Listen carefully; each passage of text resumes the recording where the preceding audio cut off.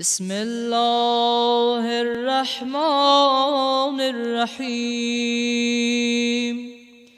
يا علي يا عظيم يا غفور يا رحيم، أنت الرب العظيم الذي ليس كمثله شيء، وهو السميع البصير.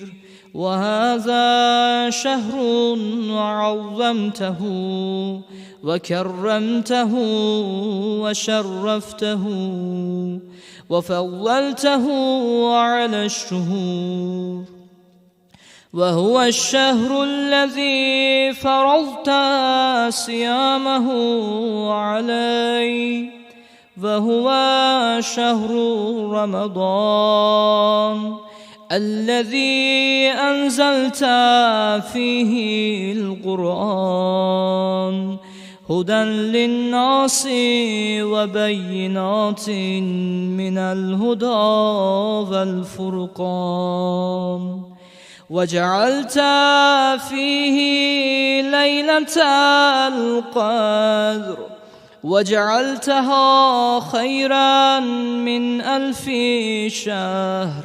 فيا ذا المن ولا يمن عليك، منا علي بفكاك رقبتي من النار، فيمن تمن عليه، وأدخلني الجنة برحمتك يا أرحم الراحمين. بسم الله الرحمن الرحيم. اللهم أدخل على أهل القبور السرور، اللهم أغني كل فقير، اللهم أشبع كل جاعي، اللهم اكسو كل عريان، اللهم اقضي دين كل مدين، اللهم فرج عن كل مكروب، اللهم رد كل غريب، اللهم فك كل أسير، اللهم أصلح كل فاسد من أمور المسلمين، اللهم اشفي كل مريض، اللهم سد فقرنا بغناك، اللهم غير سوء حالنا بحسن حالك، اللهم اقضي عنا الدين وأغننا من الفقر، إنك على كل شيء قدير.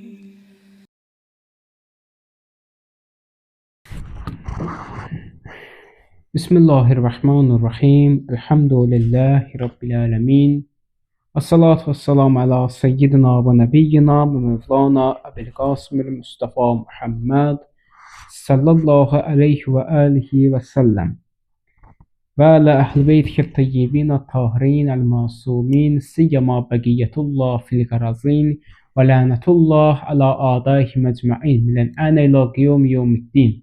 أما بعد، نحمده ونستعينه ونستغفره. السلام عليكم جميعا ورحمة الله وبركاته. بسم الله الرحمن الرحيم. اللهم حبب إليها فيه ihsan və kərrih ileyhə fihil fuzuqa vəl isyan və hərrim aleyyə fihi səxətə vəl niran bi övnikə ya xiyasəl müstəğisin. İlahi, bu gün mənə ehsan etməyi mənə sevdir. Bu fisq və aslı məni ikrar edir. Bu göz qəzinə və cəhənnəm ateşini məndən uzaqlaşdır. Yardımına and verirəm ey fəryad edənlərin dadına çatan Allah. Allah Teala bu ayda etdiyimiz ibadətləri, itaətləri, tutduğumuz orucları bizdən ali və ali dərəcədə qəbul etsin inşallah. Allah and verir öz izzəti cəlalına ki, onun dərgahına bu günahkar əllər qalxıb, bu günahkar əlləri öz dərgahından da geri qaytarmasın, boş qaytarmasın inşallah. Keçən Ramazan söhbətlərimizdə artıq biz ilahi hökmlərin ləzzətlərindən danışdıq. Hansı ləzzətlər var? İlahi hökmlər nədir və onun ləzzətlərindən, əlamətlərindən danışdıq. Bugünkü gün isə növbəti qalan hissəni huzurunuza ərz edəcəm inşallah ki,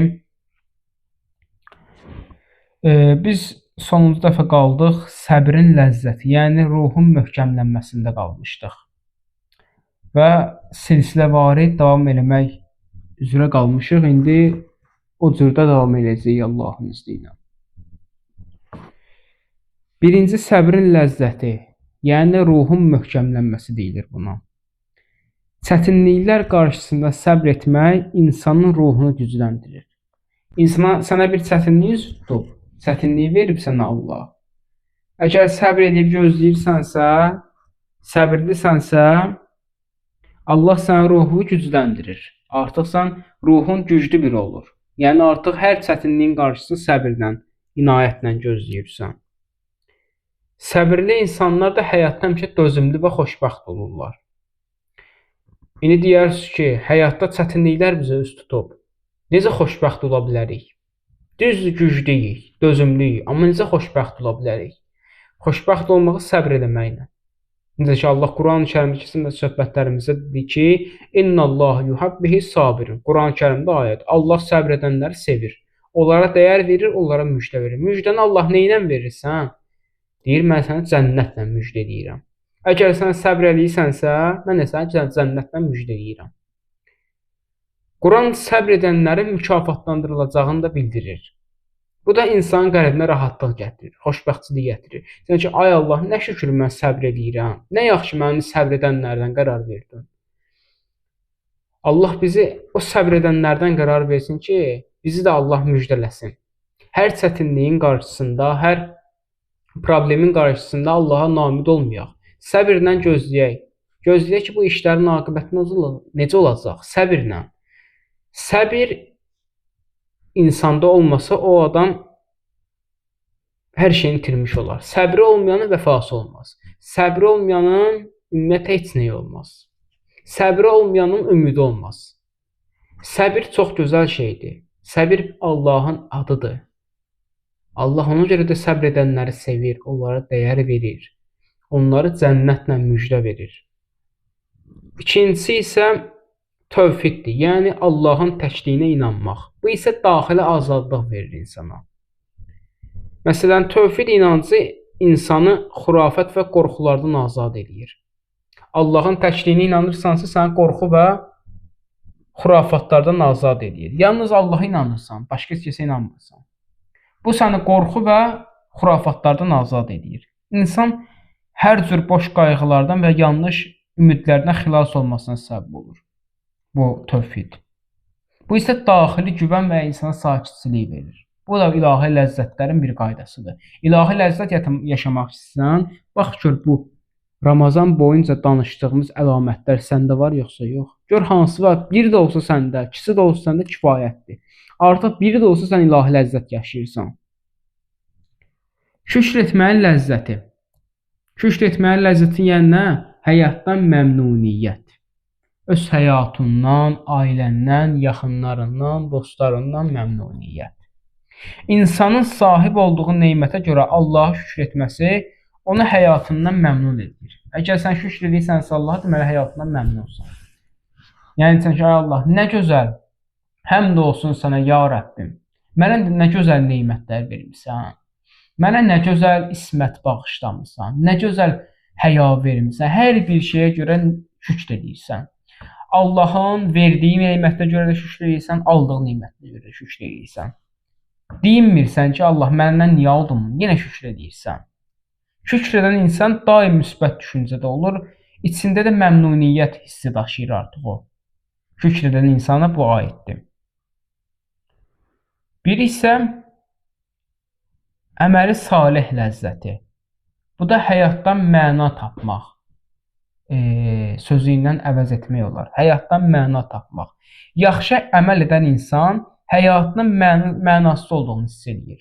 Yaxşı əməl eləmir həmin insan. Deyir, mən ancaq dünyaya gəlmişəm, günah içərisində. Ayağımı atıram, günah. Dilimdən bir dənə söz çıxartıram, günah. Nə indirəm, günah. Özümdən asılı edir, dilim məni bəlaya salır. Deyir, Loğmanın ağası var idi, Loğman. Deyir, bu ağa bir gün Loğmana dedi ki, get heyvanın ən pis üzvü nədirsə onu gətir mənə. Gedir heyvan dilini gətirir. Bir gün də ağa Loğmana deyir ki, get heyvanın hansı yaxşı üzvü varsa onu götür gəl mənə. Gedir yenə dilini gətirir. Ağa Loğmana deyir, niyə getdirsən hər ikisində heyvanın dilini gətirdin? Dedi, insanı yaxşı eləyən də budur, pis eləyən də budur. Peyğəmbərdən hədis var ki, dil vasitəsilə cəhənnəmə gedənlərin sayı o qədər olacaq ki, elə bil ki, sayacaqlar. Sən nə üçün gəlmirsən bura? Yəni, dilimin bəlasına düşmüşəm, keç. Sanki dillə cəhənnəmə gedənlərin sayı çox olacaq. O dərəcədə olacaq ki, niyə görə gəlmirsən bura? Dilimin bəlasına düşmüşəm. Dilin neçə qramlıqsa çəkisi var, amma gəl ki, insanı cənnət əhli eləyə bilər, cəhənnəm əhli eləyə bilər. Görün, dilin nə cür əhəmiyyəti var. Məsəl üçün, bir insan yaxşılıq etsə, insana daxili zövq verər o. Bir insana əgər yaxşılıq eləsin, yaxşılıqlar içərisində olsun, o sənə daxili zövq verəcək ki, mən nə yaxşılıqlar eləyə bilirəm. Artıq özü özlüyündə mənim faydam var bu cəmiyyətə. O kimi yaşayır. Biri amma deyir, yox, mən niyə gəlmişəm bu dünyaya, ancaq günah içində yaşayıram. Bu da həyatın mənasız olduğunu ifadə edir. Amma biri isə savab işlər görür. Deyir, öz-özlüyündə fikirləşir ki, mənim bu cəmiyyətə zəfər xeyrim var. Xeyrim deyir ki, mən də yaxşılıq eləyə bilirəm. Növbəti ədalətin ləzzəti. Ədalətli olsa bir insan bu vicdanın rahatlığından əmələ gəlir. Ədalətli olmaq insan vicdanını rahatladır. O heç kimin haqqını tapdalamadığı üçün xoşbəxtdir. Bilir ki, bu ədalətlidir. Heç kəsin haqqına girməz, heç kimin haqqını tapdalamaz. Bu da insana daxili huzur hissi verir. Ədalət insanın ruhuna ağırlıq gətirən günahlardan da qoruyur bəzən. Sənin ruhuna günah daxil olur. Deyir, onunla ədalətli birisənsə, onu səndən qoruyur onu. Qoymaz səni günaha sövq eləməyə, günaha aludə olasan. Ondan uzaqlaşdırar səni. Növbəti isə həya və iffətin ləzzəti. Yəni nə? Ruhun təmizliyi. Həya və iffət insanın özünü hörmətli və dəyərli hiss etməsinə səbəb olur. Həyalı insanlar daha çox hörmət qazanır və daxili rahatlıq yaşayırlar. Bir insan həyalıdır, abırlıdır, əxlaqı var, mərifətlidir, qanacaqlıdır. Bir insan amma əxlaqı yoxdur, mərifəti yoxdur, qanacağı yoxdur, həyası yoxdur, iffəti yoxdur, namusu yoxdur, qeyrəti yoxdur. Birinin amma var, hansı daha çox hörmət qazanar. Təbii ki də namuslu olan, iffətli olan. Ona görə də onlar həyatlarında günbəgün hörmət qazanırlar. Bu da insana daxili rahatlıq verər və onlar daxili rahatlıq yaşayarlar. Növbəti isə xeyirxah olmağın ləzzəti. Yəni nə? İnsanların duaları. Xeyirxah insanlar başqalarının sevincinə səbəb olduqları üçün mənəvi rahatlıq yaşayırlar. Başqasına bir yaxşı şey üz verib, sən onun da yerinə sevinirsən. Sən, ay nə yaxşı səndə bu var. Onun üçün də deyirsən ki, məsəl üçün sənə Allah verib o şeyi, digərinə verməyib. Onun üçün dua etsən ki, Allah ona da verəcəyəm. Mənə vermişsə ona da verəcəyəm. Onlar insanların dualarını almağın ləzzətini hiss edirlər. Artıq dualardan ləzzət alırlar. Artıq mənəvi rahatlıq hiss edirlər. Növbəti təvəkkülün ləzzəti, yəni qorxusuz yaşamaq. Allahın hər şeyə nəzarət etdiyini bilən insan həyatın çətinlikləri qarşısında qorxu və narahatlıq keçirməz. Bilir Allah nəzarət edir hər şeyə. Bilir ki, Allah hər yerdədir. Allah sənə şah damarından yaxındır. Ona görə qorxu və narahatlıq keçirməz həmin insan. Çünki bilir axı Allah ona nəzarətdədir. Təvəkkül edən insan hər şeyin Allahın iradəsi ilə baş verdiyini qəbul edərək sakitçilik tapar. Mənəvi sakitçilik tapar. Növbəti isə harama baxmamağın ləzzəti. Qəlbin və zəkanın təmizliyindən əmələ gəlir burada. Harama baxmırsan, qəlbin təmizlənir, zəkan təmizlənir yəni. Gözlərini haramdan qoruyan şəxs qəlbində və düşüncələrində rahatlıq hiss edir. Gözlərini haramdan qoruyan şəxs niyə qəlbində və düşüncələrində rahat hiss edir özün üçün? Qəlbin təmizdir, qəlbin sən pis şey düşünmür. Qəlbə o günah hissi gəlmir. Qəlbə şəhvət hissi gəlmir. Qəlbə günaha meyillilik gəlmir. Düşüncələrində də onlar yoxdur. Düşüncəndə də sən yalnız Allaha ibadət etməkdir, itaət zikr eləməkdir. Günah da beynimə düşdü. Yönəlirsən Allaha sarı dua edirsən, Allah səni ondan qurtarır. Bu da insana ruhi sakitçilik verir. Ruhi sakitçilik yaşadır insanda. Mənəvi dəyərlərinə sadiq qalmağı saxlayır insanda. Növbəti isə qohumlarla əlaqənin qurmağın ləzzəti. Ailə bağlarını qoruyan insanlar həm bu dünyada, həm axirətdə mükafatlandırılacaq. Kim ailə münasibətlərini, qohumluq, hətta qonşuluq münasibətlərini yaxşı eləyərsə, onları qoruyub saxlayarsa, onlar həm bu dünya, həm axirətdə mükafatlandırırlar. Qohumları ilə sıx münasibətdə olan insanlar ailə sevgisinin həqiqi ləzzətini yaşayarlar. Həqiqətə bağlılığın ləzzəti. Həmişə həqiqəti söyləyən insanlar daxili rahatlıq hiss edirlər. Həqiqəti həmişə söyləyən insanlar daxili narahatlıq və peşmançılıq çəkmirlər. Narahat olmur, daxilləri rahat olur və peşman olmur. Çünki haqqı deyib baxı, doğru söz deyib baxı. Haqsız sözdürsə, haqsız sözü cəmaata haqq kimi tanıtdırsa, desə ki, yox, bu belədir, amma öz-özlüyündə bilir, o həmin insan o cür deyil. Amma o cür tanıtdırır, cəmaatın gözündən düşsün həmin insan, o cür tanıtdırır. Onun daxili narahatçılıqdır, onlar peşmançılıq çəkər. Ancaq bunu biruzə verməz. Bilər filan kəs kimdir, bilər filan kəs nəyə qadirdir, bilər filan kəsin buna pisliyi yoxdur. Amma gözdən salmaq istəyər. Amma haqqı söyləyən insanlar daxili narahatlıq və peşmançılıq çəkməzdir. Çünki bilirək haqqı söyləyir. Haqsız söyləyən peşmançılıq çəkər vicdanında, amma biruzə verməz. Günbəgün o vicdan onu yeyib bitirər. İbadətin əlindən alar, itaətin əlindən alar, namazlarını qəzaya gedər. Bunlar rəsmi qaydadır insanda. Yalan danışmaq insana vicdan rahatlığı və əminlik bəxş edir. Bilirsən axı yalan danışmırsan, əminlik bəxş edir artıq sənə. Dostluqda səmimiyyətin ləzzəti, gerçək dəstək və etibar. Səmimi dostluqlar insana ruhən rahatlıq gətirir. Yəni yaxşı dostluqlar, gözəl dostluqlar, Allah bəyənən dostluqlar insana ruhu rahatlıq gətirir. Riyadan və yalandan uzaq dostluqlar. Riyadan uzaqdır əmin dostlar, yalandan uzaqdır dostlar.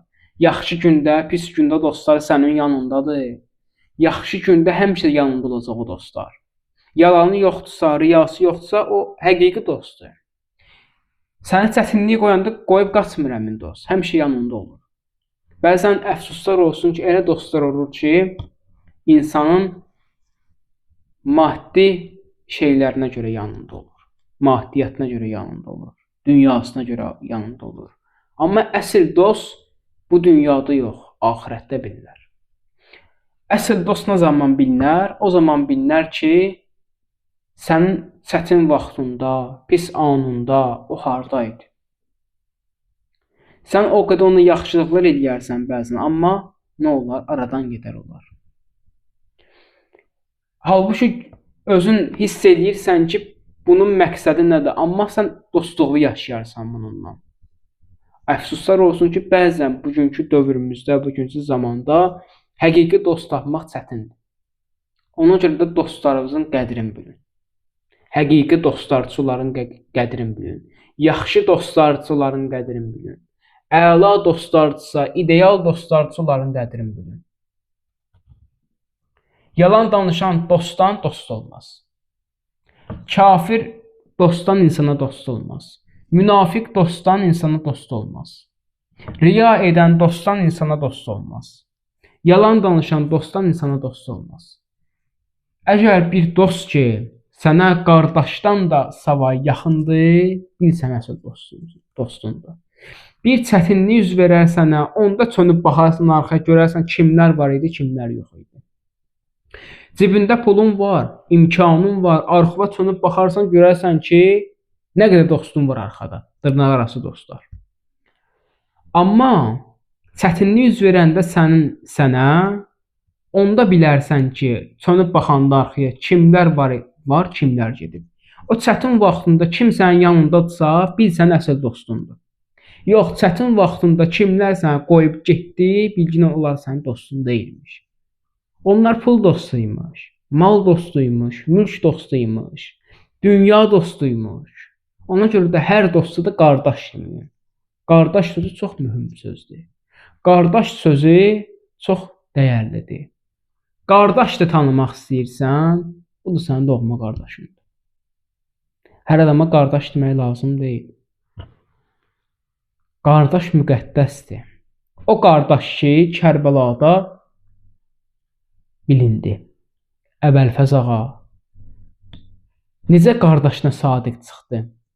Yezid də gəldi, Şümür də gəldi, dedi, sənin anan bizim tayfadandır, gəl bizim dəstəyə, deyirdi, mən Hüseyndən dönmərəm. Mən qardaşımdan dönmərəm. İmam Hüseyn deyirdi ki, gəl məqamımı sənə göstərim. Əbəlfəzim, sənin bax gör cənnətdə nə cür məqamın var. Deyirdi, mən neynirəm? Hüseyn ilə cənnəti. Mənim cənnətim sənsən.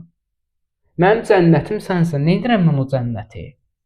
Görün, qardaş qardaşa necə mehribanlıq var. Qardaş qardaşı üçün canı üçün keçər. Ona görə hər dosta qardaş demək lazım deyil. Qardaş dostu özün vaxtı ilə tanıdacaq. Görərsən ki, 20 ildir, 10 ildir, 5 ildir dostundur, bir gün ərzində dəyişər insansan. Ömür boyu yaxşılıq eləyər, sonra görərsən ki, artıq o ideal dediyin dostun deyil o. Sən demə o dünya dostuymuş, mal dostuymuş, mülk dostuymuş. Səmimi dostluqlar insana ruhən rahatlıq gətirir. Riyadan və yalandan uzaq olurlar. Riyadan və yalandan uzaq olan dostlar həqiqi dostlardır. İnsanın həyatına da mənəvi zövq və güvən bəxş edir bu. Övlad tərbiyəsinin ləzzəti, gələcək nəsillərə miras yəni. Övladını doğru tərbiyə edən valideynlər onların xeyirxah və düzgün insan olduqlarını gördükdə böyük bir sevinç keçirirlər. Bunu xırdalamağa ehtiyac yox, hamının həyatına baş verir. Valideynlər də görür övladı yaxşı yolda, düzgün yoldadır, yaxşı yoldadır, sevinərlər. Övladının yolunu görərlər, sevinərlər. Bu da mənəvi xoşbəxtçilik verər insana. Qeybətdən uzaq olmağın yolları. Vicdanın təmizliyi. Başqaları haqqında dedikodu etməyən insan qəlbində hüzur və rahatlıq hiss edir.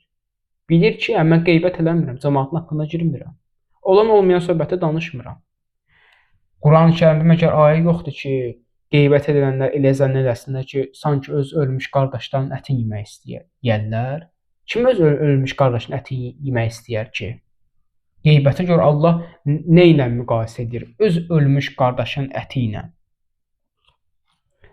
O günah yükündən qorunduğu və daxili əmin-amanlıq hissi tapdığını hiss edir artıq. Düzgün ticarətin ləzzəti, yəni halalın bərəkəti. Halal ticarətlə məşğul olan insanlar qazanclarında bərəkət hiss edirlər. Onların vicdanı rahat olar ki, Mən müştərilərimin ticarətdə etibarını qazanıram. Bilirlər ki, mən doğru biriyəm, düzgün biriyəm.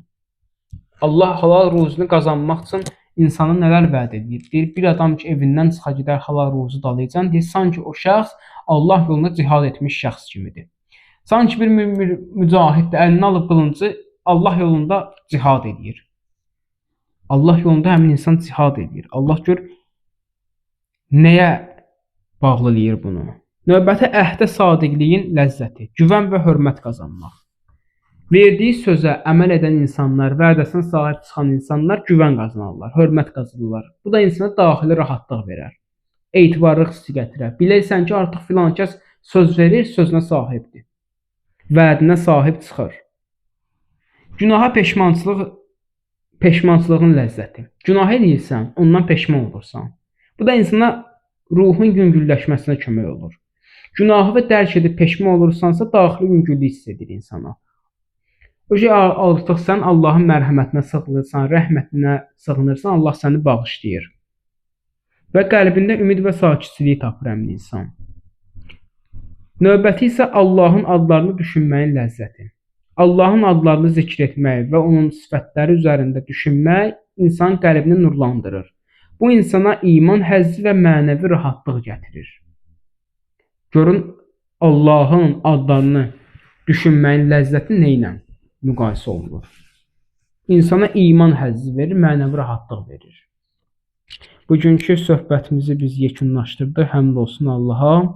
İlahi hökmlərin ləzzətlərindən 18 nümunə dedik. İnşallah ki, sabahki mövzumuzda da inşallah bundan danışacağıq və ondan sonra mənəvi ilahi ləzzətlərdən, ilahi hökmlərin ləzzətindən başa vuracağıq. Növbəti mövzumuza keçid eləyəcəyik. O da silsiləvari davam eləyəcək Allahın izni ilə. Allahümmə inna nəsələkə mədərrub bismikəl əzzəl əkrəm əl-əcəl əkrəm. İlahəllərimizi naümid qaytarma. Amin deyən dilləri lal öldürmə. İlahi pərvərdigara mərhəmət, kərəmin və anverliyi bizi həqiqi dostlardan qərar ver. İlahi pərvərdigara mərhəmət və məğfirət və xatir bizim günahlarımızı qələm əfv edəcək. İlahi pərvərdigara öz qapından başqa qapıya bizi möhtac eləmə. Bizi şərr adamlara, pis niyyətli insanlara möhtac eləmə. Düşmənlərimizi xar və zəlil elə. İslamın bayrağını, ölkə bayrağını daima uca elə.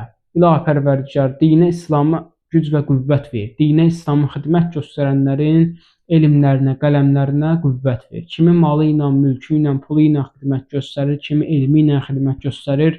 Onların mallarına, pullarına, elmlərinə bərəkət ver.